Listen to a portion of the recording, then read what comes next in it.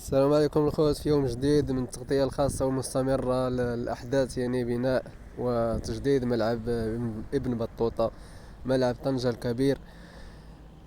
اليوم كما كتشوفوا هنا في جنبات الملعب الهيكل الحديدي تقريبا منتهي. وهناك بعض الأشغال الموجودة في جنبات الملعب. كما ترون هناك آليات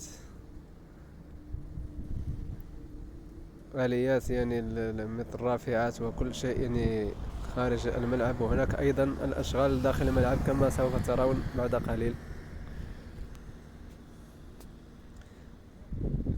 هنا داخل الملعب كما كتشوفوا الخوت، هناك الجرافات والشاحنات الكبيرة والآليات الكبيرة العملاقة المستمرة في العمل ديالها من أجل تسريع وتيرة إنجاز هذا المشروع الضخم. للإشارة فقط، هذا الملعب سوف يتسع إلى أكثر من 80 ألف متفرج، حوالي 90 ألف متفرج بالضبط، بإضافة مدرجات أخرى في الأسفل بعد انتهاء من عملية حفر الملعب.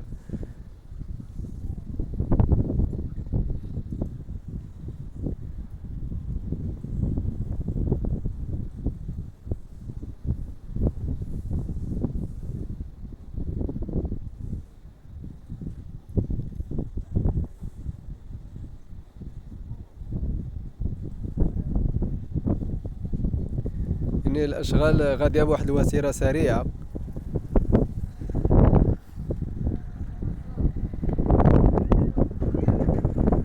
من قبل كانوا زولوا الكراسة كلهم ديال المدرجات، قاموا بصباغة المدرجات، وسوف يستبدلون الكراسي بكراسي جديدة ليكون ملعب فخم بأحدث الوسائل.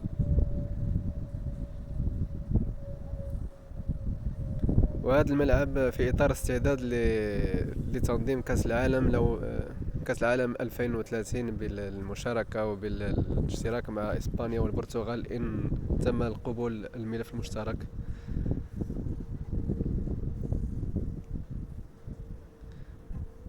كما كتعرفوا الإخوان المغربيين، العديد من الملاعب المغربية فيها الأشغال جارية للتجديد والتوسعة.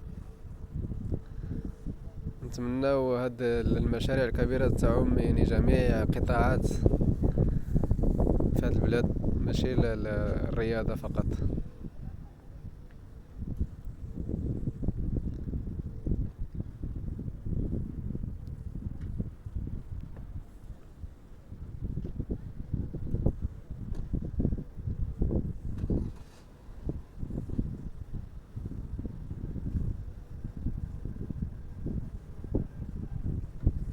هذا الملعب كما كتشوفوا غادي يتحول واحد تحفة معمارية.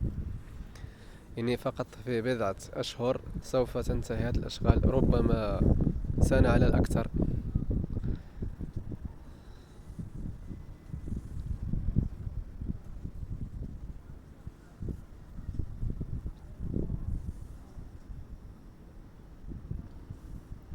ملعب كبير بحجم كبير جدا، 90 ألف متفرج، من كبريات الملاعب الموجودة في الساحة العالمية.